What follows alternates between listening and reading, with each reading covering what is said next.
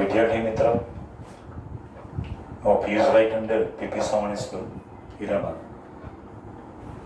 આજે આપણે 10મા ધોરણમાં કેમેસ્ટ્રીની અંદર જે ચોથું ચેપ્ટર છે કાર્બન અને તેના સંયોજનો એ જોવાનું છે.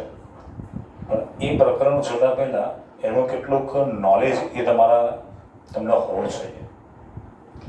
હવે સપોઝ મિથેન શબ્દ આવે એટલે તમારે અટકી નથી જવાનું, ઇથેનોલ શબ્દ આવે એટલે અટકી નથી જવાનું.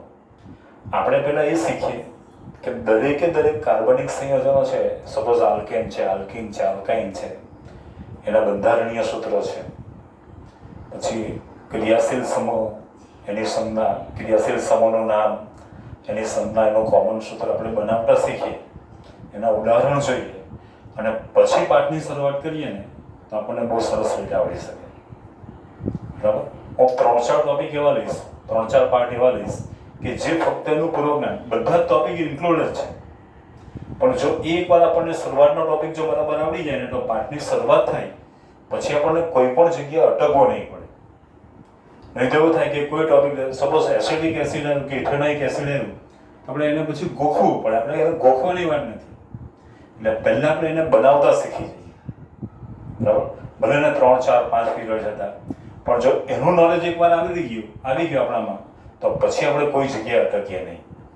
તમે 9મા ધોરણની અંદર જે અધાતુ તત્વના સંયોજનો હતા એના નામકરણ માટે શબ્દ હતા મોનો અથવા તો હેમી.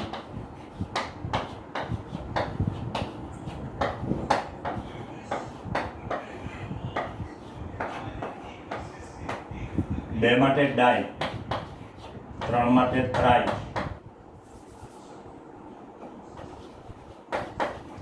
4 માટે ટેટ્રા, 5 માટે પેન્ટા, 6 માટે હેક્સા, 7 માટે હેપ્ટા, 8 માટે ઓક્ટા, 9 માટે નોના અને 10 માટે ડગલાના ડ હસવાઈ ડીકા અથવા તો ડેકા. તમારે શરૂઆત અહીંયાથી કરવાની છે. સપોઝ SO3 અધાત્વીય તત્વ છે, બરાબર? પાછળ છે એટલે ઓક્સાઇડ. 3 માટે કયો શબ્દ છે? ટ્રાય.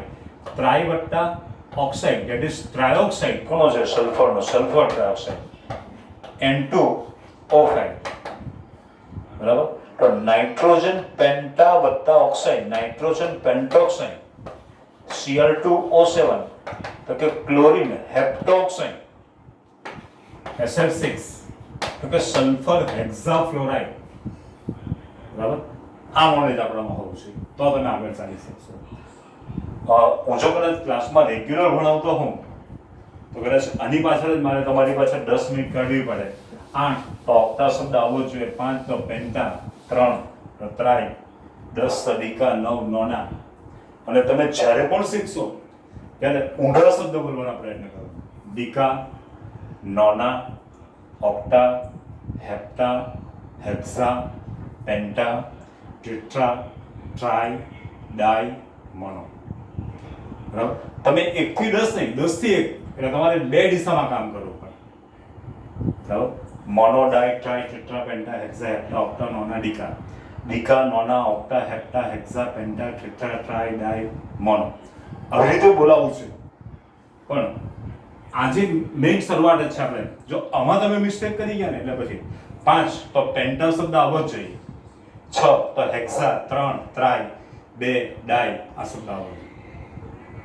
બરાબર? આજે આપણે જોવાનું છે 1 થી 10 કાર્બન પરમાણુ વાળા આલ્કેનના નામ અને સૂત્રો. 1 થી 10 કાર્બન પરમાણુ વાળા આલ્કેનના નામ અને સૂત્રો. આપણી બુકમાં તો ઘણી જગ્યાએ 5નો જ ઉલ્લેખ કરેલો છે, પણ 6 પણ આવે, 7 પણ આવે, આમ તો ઘણા બધા આવે. એટલે આપણે જોઈએ 1 થી 10 કાર્બન પરમાણુ વાળા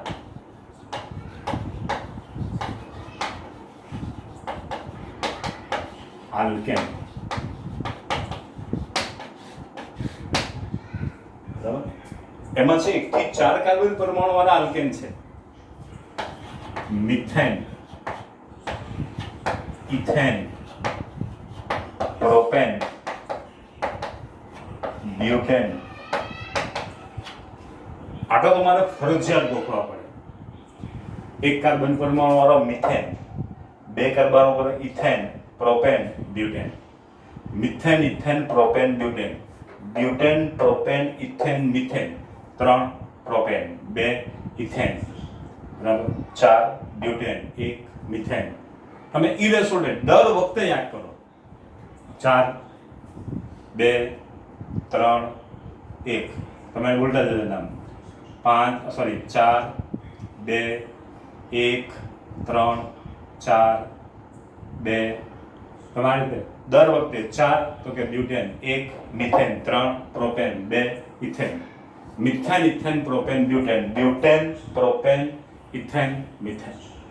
1 થી 4 ફરજિયાત ગોખવા જ પડે.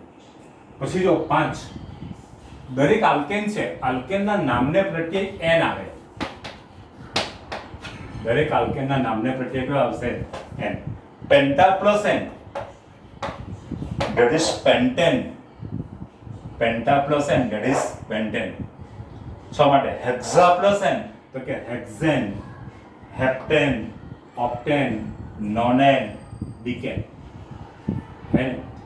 આ 4 માટે. પછી તો તમારી પાસે મેથડ છે. પછી 11 માટે ઉમડીકેન, ડાયડીકેન. પછી 3 માટે ટ્રાઇડીકેન, ટેટ્રાડીકેન, પેન્ટાડીકેન, હેક્સાડીકેન, હેપ્ટાડીકેન, ઓક્ટાડીકેન, નોનાડીકેન. આઇકોસેન, હેનાઇકોસેન, ડોકોસેન, ટ્રાઇકોસેન. તમે જે રીતે આગળ વધતું હોય તે તમે વધી શકો. બરાબર? પણ તમને મેઇન છે આ 1 થી 10 ના નામ પરફેક્ટ આવવાનું છે. બરાબર? હવે જો હું કેવી રીતે કરું છું, બરાબર ધ્યાનથી 1 થી 10 કાર્બન પરમાણુ વાળા આલ્કેનના નામ.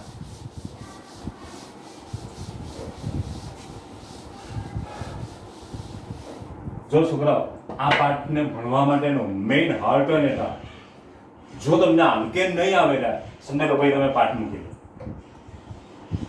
ઊંઘમાં પૂછે ને તો તમને આલ્કેન આવડે છે, એનું સૂત્ર આવડું છે. બરાબર છે? ચાલો હોય જોજો.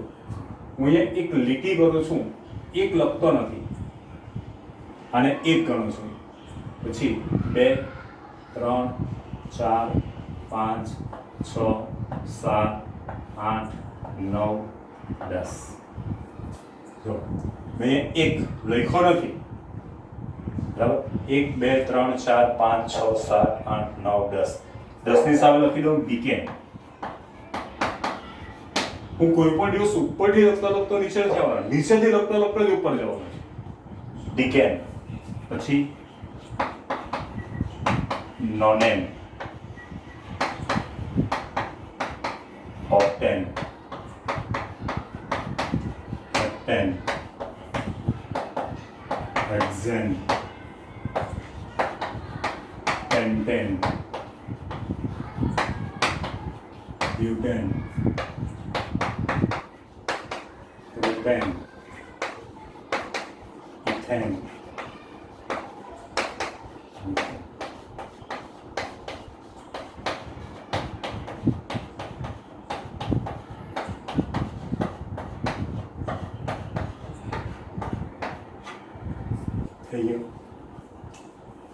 Methane, ethane, propane, butane, pentane, hexane, heptane, octane, nonane, ડીકેન.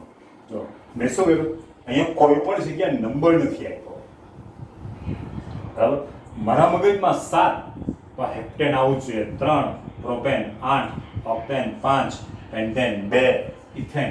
એટલે પછી ડાય પરથી ડાયન બનાવશે, ટેટ્રેન બનાવશે, એ ભૂલ નહીં પડે. 2 ઇથેન, 4 બ્યુટેન, 6 હેક્સેન, 8 ઓક્ટેન, 7 હેપ્ટેન. તો તમારી ભૂલ ક્યાં પડશે ખબર છે? પ્રોપેન અને પેન્ટેન, 3 અને 5. હેક્સેન ને હેપ્ટેન, હેક્સેન ને હેપ્ટેન. આલ્કેનનું કોમન સૂત્ર છે CnH2n+2. જ્યાં n is greater than or equal to 1. જ્યાં n is greater than or equal to 1. બરાબર? અને n એ કાર્બન પરમાણુની સંખ્યા દર્શાવે છે. જો દાખલા તરીકે પેન્ટેન કેટલા કાર્બન પરમાણુ વાળો છે? 5. બરાબર? એટલે C5 H2n 5 દુ 10, 10 ને 2 12 H માં C5H2n. બરાબર? તો આ તમારા મગજમાં આવું છે. હવે જો મેં નામ કેમ નીચેથી ઉપર લખ્યા એ રીતે સૂત્ર બનાવ ને ત્યારે પણ ઈ રેસોટેટ ઘણા શું કરે ડિકેનનું બનાવ્યું, નોનેનનું બનાવ્યું, ઓક્ટેનનું, એવું નહીં, મિથેનનું, ઇથેનનું, પ્રોપેનનું, એવું નહીં. હું કે ઇલેક્ટ્રોલેટ બનાવો તો ઘણા શું કરે પેન્ટેન, પછી butane, hexane, propane, heptane, ethane, octane, એવું નહીં. મને ઈચ્છા થાય કે મને દર વખતે એવું વિચારવું પડે કે આટલા કાર્બન, સપોઝ હેક્સેન, તો મારા મગજમાં આવું જોઈએ C6 NL 2N+2 એટલે H 6 દુ 12 8 ને 2 14 થઈ ગયું. ચાલો પછી મેં બનાવ્યું પ્રોપેન, કેટલા કાર્બન પરમાણુ કે 3 C3 H 2N+2 3 દુ 6 6 ને 2. ચાલો પછી બનાવ્યું ડીકેન તો કેટલા આવશે C10. જો મેં એટલા માટે નંબર નથી લખ્યો કે અહીં જો નંબર લખ્યો હોય ને તો મારે વિચારવાની દિશા જ બંધ થઈ જાય. પણ મારે વિચારવું પડે હેક્સેન તો કે 6 કાર્બન પરમાણુ વાળો, ઓક્ટેન તો કે 8 કાર્બન પરમાણુ વાળો, પેન્ટેન તો કે 5 કાર્બન પરમાણુ. આ મેઇન પાર્ટનું મેઇન હાર્ટ જ આ છે. હું તો એમ કહું પાછળ એક પિરિયડ તમે કાઢી નાખો, બરાબર? આ આવડી ગયું તો જ તમે આ પાર્ટની અંદર આગળ વધી શકશો. ચાલો C10 ડીકેન 2N+2 તો કે H 10 દુ 20 ને 2 22. ચાલો ઓક્ટેન તો કે C8 H 8 દુ 16 ને 2 18. ચાલો પેન્ટેન તો કે 5 C5 5 દુ 10 ને 2 12. ઇથેન 2 C2 4 2 4 ને 2 બરાબર. હેપ્ટેન તો કે 7 C7 H 7 દુ 14 ને 2 16 બરાબર. બ્યુટેન તો કે 4 C4 H 4 દુ 8 ને 2 10 બરાબર. નોનેન C9 H 9 દુ 18 ને 2 20 બરાબર. મિથેન તો કે CH4 મિથેનમાં શું આવશે CH એક એટલે 2 * 2 2 2 ને 2 4 બરાબર. હવે જો મેં સૂત્રો ઉપરથી નીચે નથી બનાવ્યા કે નીચેથી ઉપર નથી બનાવ્યા, પણ દર વખતે મેં યાદ કર્યું કે આનો ઇલેક્ટ્રોન સોરી આ કેટલા કાર્બન પરમાણુ વાળો આલ્કેન છે અને એ રીતે બનાવવાનો પ્રયત્ન ખબર પડી. ચાલો હવે બનાવવાનું છે એનું બંધારણીય સૂત્ર. બરો સૂત્ર આ સૂત્ર જ કહેવાય. એના પરથી એના રેખીય સૂત્ર બનાવવાના છે. હવે જોજો આ બધા ટોપિક અંદર આવવાના છે સૂત્ર. આ સંતૃપ્ત આલ્કેન છે. સંતૃપ્ત આલ્કેન છે એટલે કાર્બન અને કાર્બન હાઇડ્રોજન એ એક જ સહસંયોજક બંધ વડે જોડાય. ચાલો એક ઉદાહરણ લઈએ આપણે. બ્યુટેન. બ્યુટેનનું સૂત્ર શું છે? C4H10. કેટલા કાર્બન છે? 4. બરાબર. આ 4 કાર્બન છે એ એક સહસંયોજક બંધ વડે જોડાયેલા હોય. એક જ સહસંયોજક બંધ. સહસંયોજક બંધની માહિતી તમને આવી જ ગઈ છે. કાર્બનની ઇલેક્ટ્રોનની રચના છે 2 4. બરાબર. કાર્બનની ઇલેક્ટ્રોનની રચના છે 2 4. હું પહેલા તમને મિથેન સમજાવું. CH4 નોવામાં આવી ગયું છે. કાર્બન 2 4 અને હાઇડ્રોજન અને ઇલેક્ટ્રોનની રચના છે 1.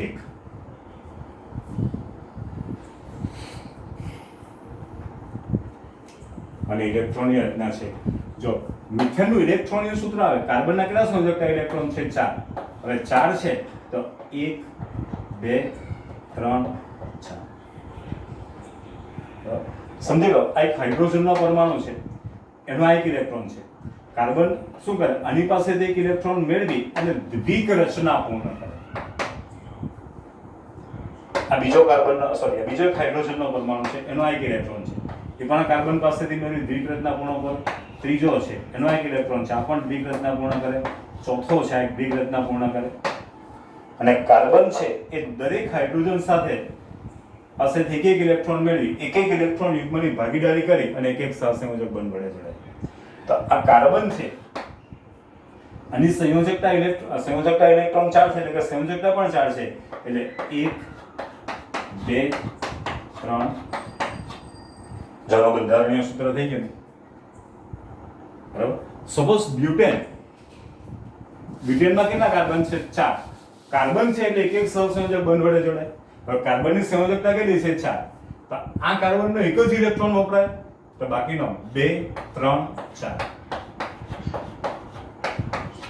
આ કાર્બનનો જો એક ઇલેક્ટ્રોન અહીંયા વપરાય, એક ઇલેક્ટ્રોન એટલે 2 સંયોજકતા વપરાય છે, તો 3 4 આની પણ 2 વપરાય, 3 4 અને એક જ વપરાય 2 3 4.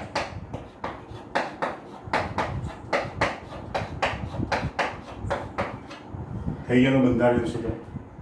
બરાબર. તો બ્યુટેનનું સૂત્ર લખાશે CH3, જો CH3 single bond CH2, CH3 single bond CH2, single bond CH2, single bond CH3. બરાબર. કોઈ આમ પણ લખે CH3 dot CH2 dot CH2 dot CH3. બરાબર. એક કરતા વધારે આલ્કેન હોય એનું માથું ને પૂંછડી એ CH3 થી બનેલું હશે. માથું ને પૂંછડી CH3. સપોઝ પેન્ટેન છે, કેટલા કાર્બન છે? 5. બરાબર. પહેલો CH3 single bond CH2, single bond CH2, single bond CH2, single bond CH3. Propane છે, કેટલા કાર્બન છે? 3. CH3 single bond CH2, single bond CH2. ઘણા ડોટ બને છે. CH3 dot CH2 dot CH2 dot CH2 dot CH3. બરાબર. આ તમારા મગજમાં હોવું છે. બરાબર. તો જો આજે દરેકે દરેક આલ્કેન છે એના રેખીય ફોર્મેટ.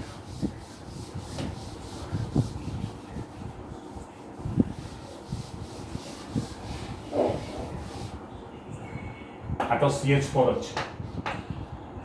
હવે જો ઇથેનમાં 2 કાર્બન છે, ઇથેનમાં 2 કાર્બન છે, તો જો અને આમ લખાશે ને CH3 dot CH3 single bond CH3 નો ફોટો પણ ચાલે, કારણ કે બંને કાર્બન આ માથું અને આ પૂંછડી, આ માથું અને પૂંછડી એ CH3 થી બને છે. પ્રોપેન તો શું આવશે? CH3 dot CH2 dot CH3. Butane 4 carbon છે, CH3 dot CH2 dot CH2 dot CH3. Pentane શું આવશે? CH3 dot CH2 dot CH2 dot CH3. નહીં, 5 ને 1 2 3 4 CH2 ડોટ CH3. બહુ જ હેક્સેન છે. બરાબર. તો હું એને આમ પણ લખી શકું CH3 dot CH2 dot CH2 dot CH2 dot CH2 dot CH3. આટલું બધું લાંબુ લખવા કરતા હવે હું શોર્ટમાં લખીશ. પેન્ટેન સુધી તમારે આમાં જ લખવાનું છે, પણ હેક્સેનમાં CH3 dot CH2 4 time dot CH3. બરાબર. આ CH3 3 ટાઈમ છે, 2 ટાઈમ છે, હવે કેટલા આવશે? 4 ટાઈમ. એટલે CH3 dot CH2 dot CH2 dot CH2 dot CH2 dot CH3. બરાબર. હેપ્ટેન છે તો આવશે CH3 dot CH2 5 time dot CH3. બરાબર. ઓક્ટેન છે CH3 dot CH2 6 time dot CH3. CH3 dot CH2 7 time dot CH3. બરાબર. અને ડિકેન હોય તો CH3 dot CH2 8 time dot CH3. કશું નહીં તો પેન્ટેન હેક્સેન સુધી આવવા છે, કારણ કે આપણે હેક્સેનનું સૂત્ર તો કદાચ આ રીતે લખવું જ પડશે, આપણે એને રેખીય બનાવી દઈએ. CH3 dot CH2 dot CH2 dot CH2 dot CH2 1 2 3 4 5 dot CH3. બરાબર. આની જરૂર પડશે, આની પણ જરૂર પડશે, પણ એટલીસ્ટ તમને આ રીતે 6 સુધી અને પછી આમ બનાવતા આવડે છે. બરાબર. ફરી એક વાત, 10 થી 1 કાર્બન પરમાણુવાળા આલ્કેનના નામ શું આવશે? Decane, nonane, octane, heptane, hexane, pentane, butane, propane, ethane અને મિથેન. આલ્કેનનું કોમન સૂત્ર કયું? તો કે CnH2n+2, જ્યાં n is greater than or equal to 1, જ્યાં n is greater than or equal to 1, અને એને કાર્બન પરમાણુની સંખ્યા દર્શાવે. એટલે તમે જો આ દરેકે દરેક આલ્કેન, સપોઝ મને પૂછે પેન્ટેન કેટલા કાર્બન પરમાણુ? 5, તો C5H બમણા કરી દે ઉમેરો, C5H, બરાબર. ડીકેન તો કે 10, C10H22, મિથેન CH4, મિથેન તો પછી તમારા ગેટમાં આવી જશે. બ્યુટેન C4H10, બરાબર. હેપ્ટેન C7H 714 ને 216 S16, બરાબર. આ રીતે 1 થી 10 કાર્બન પરમાણુ વાળા આલ્કેન ઉંમાય પૂછે ને તોય તમને આવડે છે, બરાબર. આલ્કેનનું કોમન સૂત્ર કયું છે? CnH2n+2, જ્યાં n is greater than or equal to 1, બરાબર. આ રીતે 1 થી. જો તમને આ વસ્તુ ન આવડે તો પછી તમે આ પાઠ તૈયાર નહીં કરતા, કારણ કે પાઠનું મેઇન હાર્ટ જ છે, પછી તમારે ગોખવું પડશે, બરાબર. આના બંધારણીય સૂત્રો પર તમને ખ્યાલ આવી ગયો, આના રેખીય ફોર્મેટ પર તમને ખ્યાલ આવી ગયા હશે, બરાબર. હું ચારેક ટોપિક એવા લઈશ કે પછી હું પાઠની શરૂઆત કરીશ, પણ એ પાઠનું મેઇન હાર્ટ હશે. આ બધા જ ટોપિક આની અંદરના છે, બરાબર. હવે દાખલા તરીકે હું ખનિજ કોલસા વિશે ભણાવતો તો એની અંદર એનું વિચ્છેદક નિષેધન કરો તો એસિટોન મળે. તમે એસિટોન શબ્દ આવે એટલે ત્યાં તમે અટકી જ જવાના, બરાબર. ઇથેનોલ શબ્દ આવ્યો ત્યાં તમે અટકી જ જવાના, બરાબર. આવું નહીં થવું જોઈએ. એટલે આપણે પહેલા આ વસ્તુને શીખી લે અને પછી આપણે આગળ જઈશું, બરાબર છે. હવે આપણે બીજા પાઠમાં જઈશું.